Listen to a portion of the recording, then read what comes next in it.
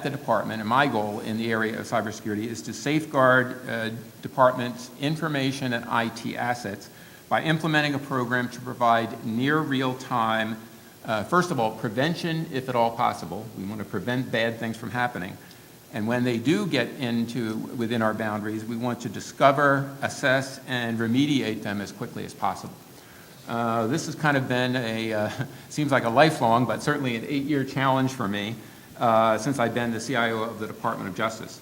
And a few of the things that we're doing that I just wanted to highlight, one of the most important things we've done is set up the Justice Security Operations Center. This is, and you know, the Department of Justice is composed of 40 different components, so we're like a holding company that has a lot of subsidiaries.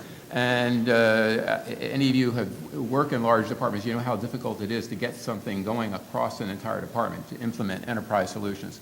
And one thing that I've told our leadership and at the department as well as the component levels is this is one thing that we've got to do together. We've got to make it right.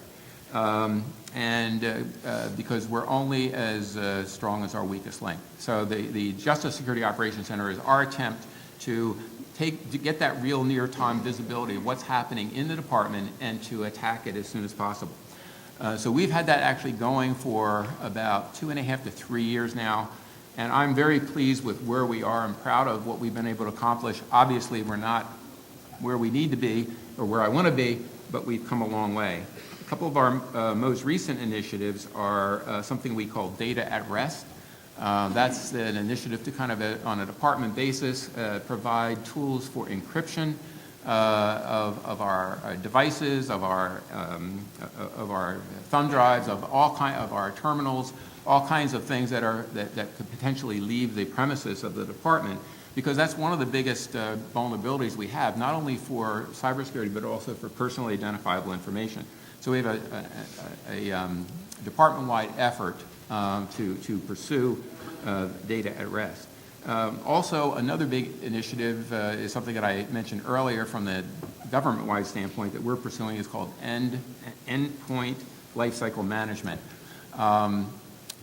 One of the big challenges in a 40-component department is figuring out where we stand with patches and how do we implement those patches as quickly as possible, especially since our reaction time now is in the order of days and not weeks and months as it used to be after a new patch comes out.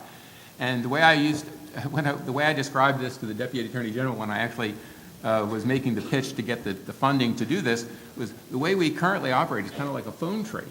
You know, I basically have to kind of call each department and find out where they are, and then they have to figure it out themselves and then call us back.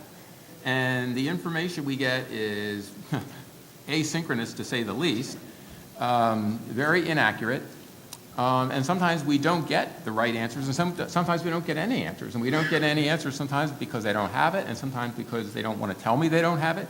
But at any rate, we've got to get this, we've got to get a better way of doing this. So what we're pursuing now is an automated way of endpoint lifecycle management to make sure we know what we have, we can get those patches out on an automated basis, and in a very quickly, so that we know where we stand and we can at least prevent that level of intrusions into the department. So those are a few of the things that we're doing as a department. Some of the things that I'm working with my counterparts across the federal government on in the AFCEA area.